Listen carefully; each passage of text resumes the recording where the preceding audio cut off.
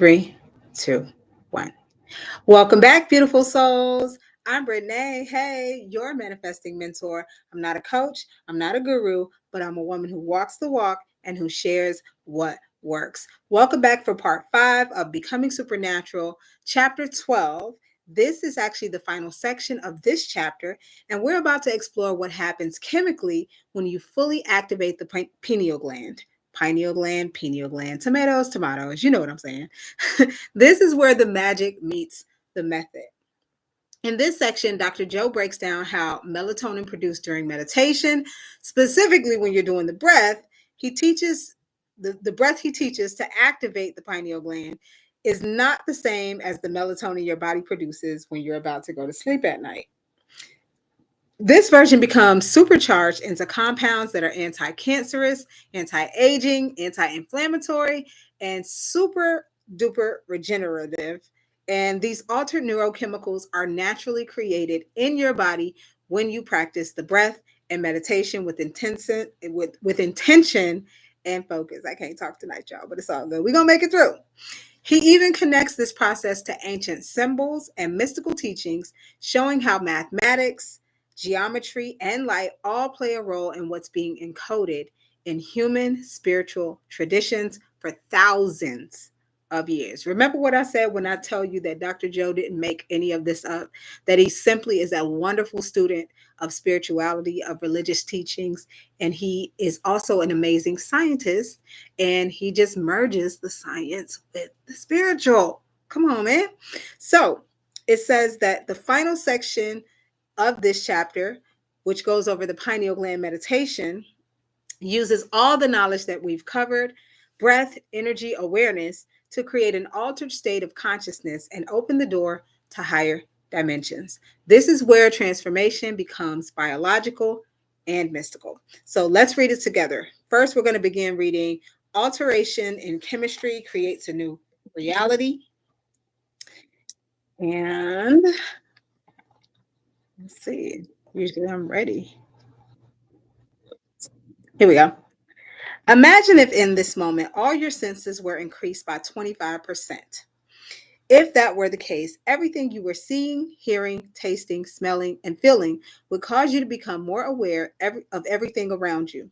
If awareness and consciousness are the same, then as your consciousness is heightened, the energy your brain is receiving would also be increased.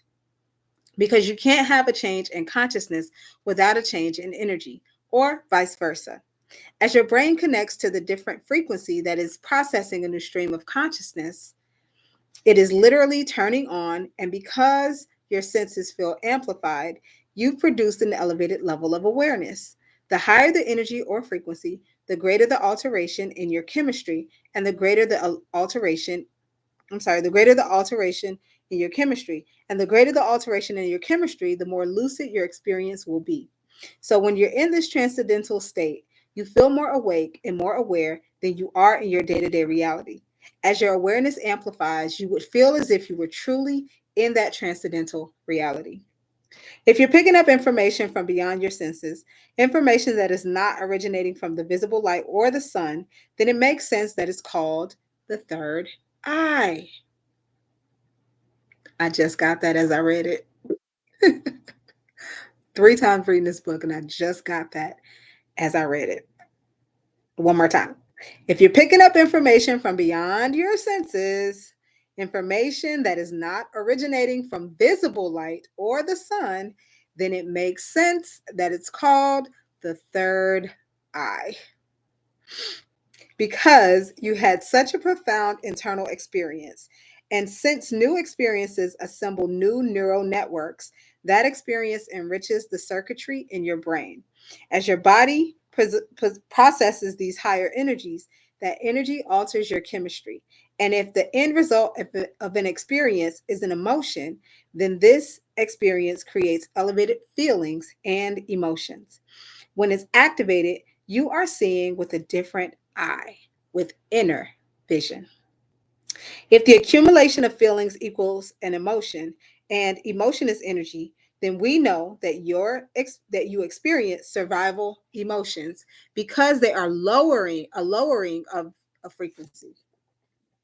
One more time, because if the accumulation of feelings equals an emotion, and emotion is energy, then we know that when you experience survival emotions, because they are a lowering of frequency, you feel more like the density of matter and chemistry. But as you experience these higher states of consciousness, because they vibrate at a higher frequency, you will begin to feel less like matter or chemistry and more like energy. That's why I call this energy in the form of feelings elevated emotions. If the environment signals the genes in a cell and the experiences from the environment creates emotions, and emotions are the chemical feedback from the experience in the environment, then if nothing ever changes in the external environment, nothing changes in the internal environment of the body, which is still the outer environment of the cell. For example, when you live by the same self limiting emotions for years, your body never biologically changes because it doesn't know the difference between the emotion coming from the outer environment and the emotion coming from your inner environment. Instead, the body believes it's living in the same environmental conditions because the same emotions are producing the same chemical signals. Just as the body lives in an external environment in which nothing is changing, the cell too lives in a chemical environment in which nothing is changing. So, this is why when you get into these addictive patterns of negative, lower frequency emotions, if nothing is changing in your external environment and nothing is changing in your internal environment, then it makes sense that if those emotions are not beneficial to your total well being, then there's going to be some deterioration. There's going to be some down regulation, as Dr. Joe explained in earlier chapters. This is why disease becomes a thing. Because if the environment remains toxic for so long, it's going to wear on the cells, it's going to wear on the overall body and the organs and the centers of your body that take the biggest hits. Yeah. Anyway, so if the environment signals the genes in a cell and experiences from the environment creates emotions, and emotions are the chemical feedback from the experience in the body, then if nothing ever changes in the external environment, nothing changes in the internal environment. And then he says, instead, the body believes it's living in the same environmental conditions because the same emotions are producing the same chemical signals. Just as the body lives in the external environment in which nothing is changing, the cell too lives in a chemical environment in which nothing is changing. But when you start having these internal experiences of heightened awareness and expanded consciousness, experiences that are more real and sensory than any in the past, the moment you feel that new heightened emotion or ecstatic energy, you've altered your internal state.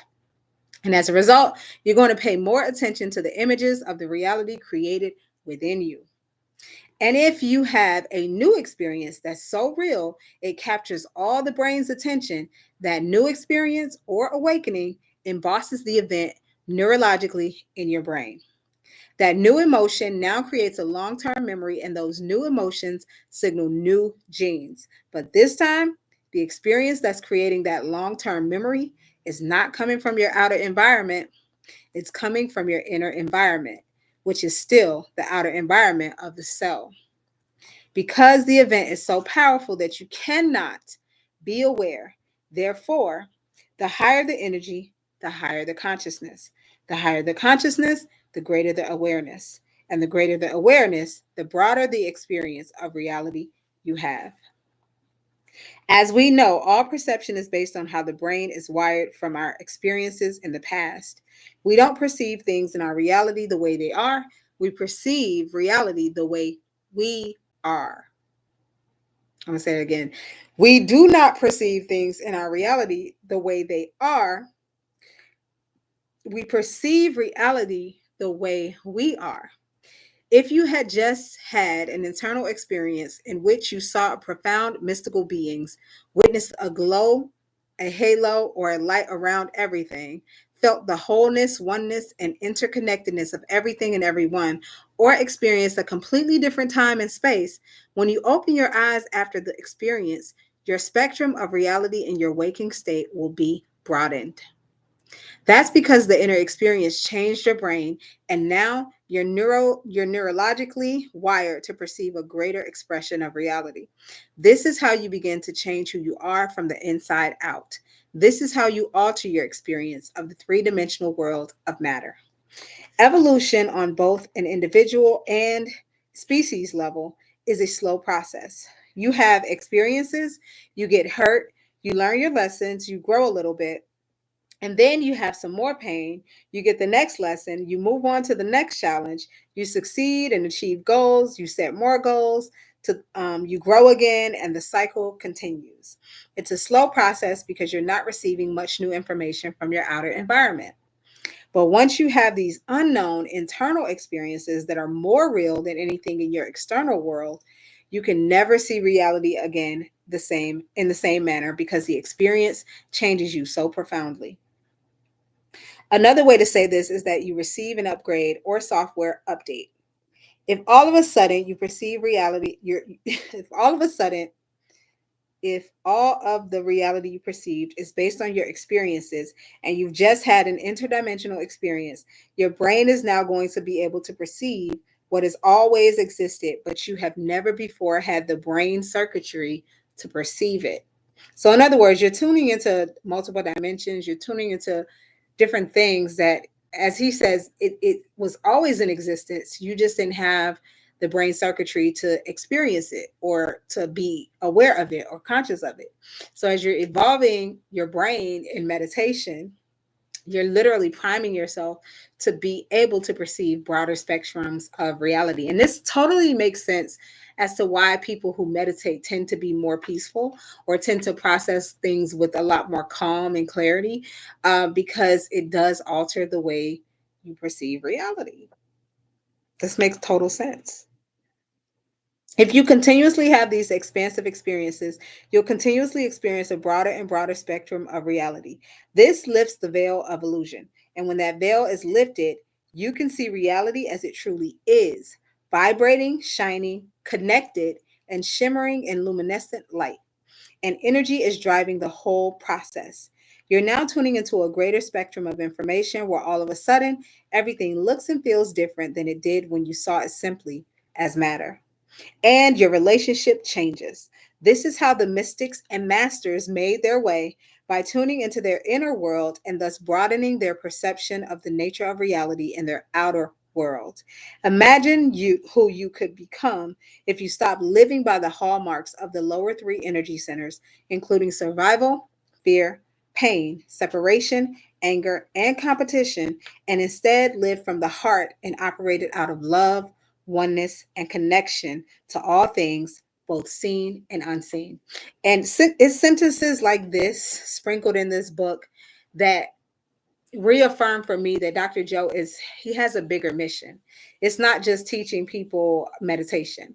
His mission is of the sorts of the likeness of Buddha, of the sorts of the likeness of Christ. And don't come crucifying me in this comment section as I make this comment, but he's doing God's work and nobody can deny it because people are healing from incurable diseases. People are able to manifest and materialize the miraculous from his formula of teaching because he's such a great student of the masters, of the mystics, of spirituality and science. So I feel like he's doing God's work. That's just my personal opinion.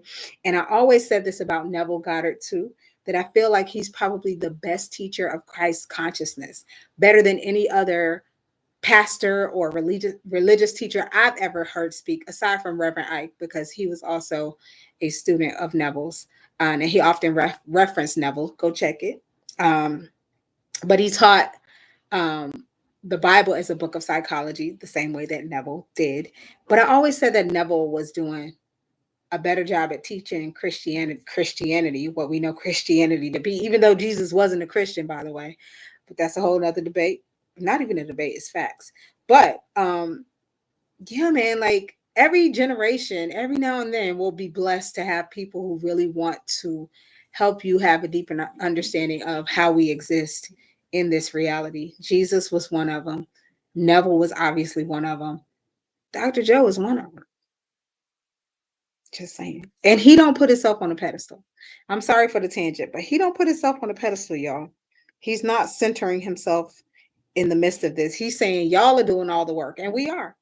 He's just giving the information. You take what you want to do with it and create your own miracles. He's not doing it for you. He's not the miracle sprinkle sprinkle worker. He's saying you are the mystic. You are the spiritual being that you've been waiting for. You are your own savior. You. And Neville told you that too. But anyways, enough of that. By having enough interdimensional experiences from information beyond the senses, the mystics and masters no longer saw equal to the genes they were born with. They no longer processed things the way the brain they had been given at birth had been wired to, the way that the human brain has been imprinted for thousands of years. Instead, because of their interaction with the field, they created the awareness, the circuitry, and the mind to perceive a different reality, one that's always been there. These mythic and magical properties of the pineal gland, the brain's alchemist, are certainly not new information. Like I said, he don't teach you nothing new. He just brings the science. Although it seems modern science is just now catching up to what ancient civilizations have always known. And I just said that. Anyways, next section, melatonin, mathematics, ancient symbols, and the pineal gland. On July 23rd, 2011, a crop circle that looks very much like the chemical structure of melatonin appeared in the English countryside in Roundway near Devizes, Wiltshire. Is the crop circle an elaborate hoax, or is somebody somewhere in another dimension trying to tell us something? As you read this section, you can decide for yourself whether such things can happen by coincidence or intelligent design. The brain has two hemispheres, and if you divide them in half by slicing the brain down the middle, you would perform what is known as a sagittal cut. That's Sagittal cut, CUT. When looking at the sagittal cut in figure 12.12, pay particular attention to the location and collective information of the pineal gland, thalamus, hypothalamus, pituitary gland, and corpus callosum. Does that formation remind you of anything? Meant to signify protection, power, and good health, it's the ancient Egyptian symbol called the Eye of Horus. So basically, he's showing an image of a brain sliced in half, and the flat side of that's been sliced in half, it looks like the shape of almost identical to the shape of the Horus. It's very, very familiar, very, very similar, so much so that it's hard to ignore. Yeah. He says, is it possible that there was an ancient teaching about the autonomic nervous system, the reticular activating system, the thalamic gate, and the pineal gland way back then? Is it possible? Is it possible? We're learning about it now. Do you think that ancient history was teaching this? I think so. The Egyptians must have known the significance of the autonomic nervous system and realized that activating the pineal gland meant that they could enter the other world or other dimensions, which makes me think that, shoo, we might be them incarnated. I don't know. It's not far fetched at this point. In the Egyptian system of measurement, the Eye of Horus is represented a fractional quantification system to measure parts of the whole. In the modern mathematics, we call this Fibonacci constant or Fibonacci sequence. As I mentioned earlier in the book, this is a mathematical formula that shows up everywhere in nature, displayed in patterns you can see in sunflowers, seashells, pineapples, pine cones, eggs, and even the structure of the Milky Way galaxy. Also known as the golden spiral, the golden mean, or the golden ratio, the Fibonacci constant is characterized by the fact that every number of the first after the first two is the sum of the preceding two.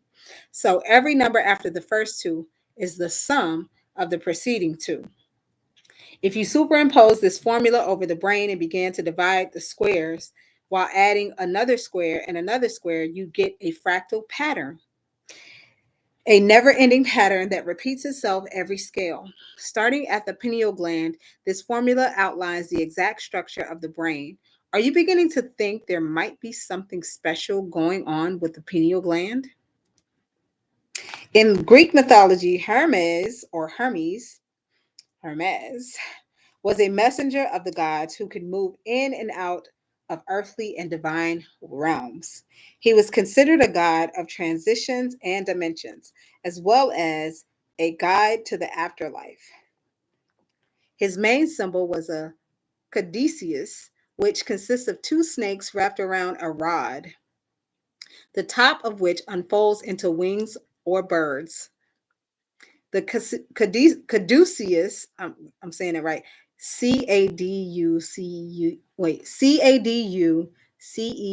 Caduceus, caduceus, which Hermes used as a staff, is often considered a symbol of health. Do you think those snakes moving up the staff represent the movement of energy up the spine from the body to the brain, and the wings, the liberation of the self when the energy arrives at the pineal gland to signify enlightenment? It's a lot to consider.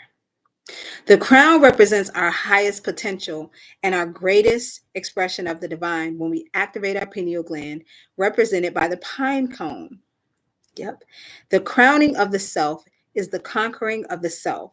This is why I chose this image for the cover of this book. So, if you ever saw the image on the cover of Dr. Joe's book, Becoming Supernatural, you see two hands holding a rod with two snakes intertwined going up that rod in the shape of what looks like, the DNA rungs of like a DNA.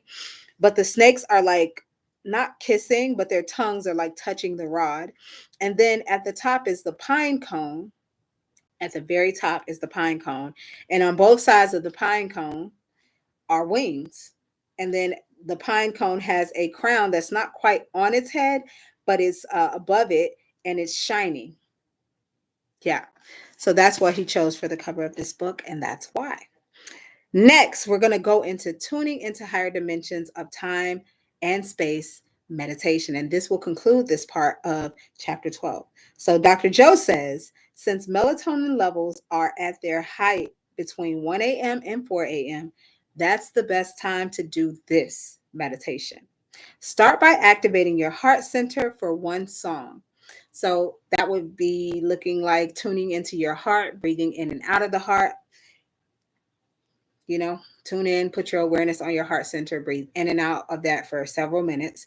Then he says, bless your energy centers, starting with the lowest one through 7, 8, the ka up here. He says, as you learned the blessings of the energy centers meditation in chapter 4, bless this energy center by resting your attention first in the space of that energy center and then in the space around that energy center. So you're going to do that for all of them. So acknowledge where the energy center is, bless the space around, bless the space that it's in, and then bless the space around that space. Do this for the first and then for the second energy center. So the first and the second, and then after you do it for the first and the second energy center, and then focus your attention on the first and second center at the same time. Continue this process with each energy center, creating a bigger field by connecting each new energy center to the prior centers. Eventually, you'll align all 8 centers and the energy around your entire body simultaneously. This should take about 45 minutes. Then you're going to lie down for 20 minutes and let your autonomic nervous system take the orders to balance the body. Now you're going to sit up and do the breath, bringing that energy all the way up to the top of your head. Hold it and squeeze, compressing the crystals of the pineal gland, thus activating it and creating an electromagnetic field. That field is going to stretch as far as it can go and then is going to reverse and compress those crystals. As you increase the frequency, you're going to pick up higher and higher vibrational realms, and then your brain is going to take that information and turn it into imagery. One last point about this breath. I want to emphasize that it's not necessary to take a fast, deep breath and then squeeze your intrinsic muscles and then hold your breath to the point that you turn purple. Don't do that. I know we talked about some people passing out, but don't do that. He said, instead, I want you to take a very slow, long, steady breath, coordinating the breath with the contraction of your intrinsic muscles equally as you inhale and slowly follow the breath all the way up to the top of your head. This is the fourth way you can activate the pineal gland. When you've done the breath, rest your attention between the back of your throat and the back of your head in space, because it's closer to the back of your head than it is your forehead. So you're locating that gland, and by placing your attention there, you are placing your energy there. This is how we activate all energy centers, or anything for that matter. Because where your attention goes, energy flows. So he says, keep your attention there for about 5 to 10 minutes, y'all. As a thought and awareness and consciousness get really tiny and move into the chamber of the pineal gland and sense the space of that room in the center of this organ in space. So he says, as a thought and awareness and consciousness get really tiny and move into the chamber of the pineal gland and sense the space of that room in the center of this organ in space. In other words, he's telling you to shrink yourself to fit inside your pineal gland. If you can imagine it, you can make yourself really, really small because it's all in your head, right? And you shrink yourself and put yourself in that space of being in the pineal gland and how tiny it is, right? And he sense the space in that organ because it is an organ. Linger there for about 5 to 10 minutes, then sense the frequency and space beyond the boundaries of that gland. So, sense the space around that gland inside your head. The boundaries included maybe your skull, maybe the tissues around it, all of that. I'm closing my eyes because it helps me to visualize it too. He says, then radiate energy beyond that room into the big black space. Direct that energy to carry the intention that this gland released its sacred metabolites for the mystical experience. Broadcast that information into the space beyond your head in space.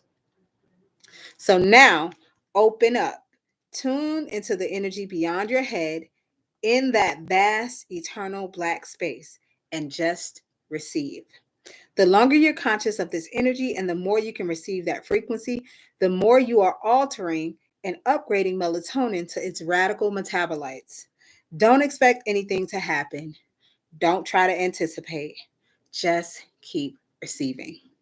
Finally, you're going to lie down again and let the autonomic nervous system take over and enjoy the scenery.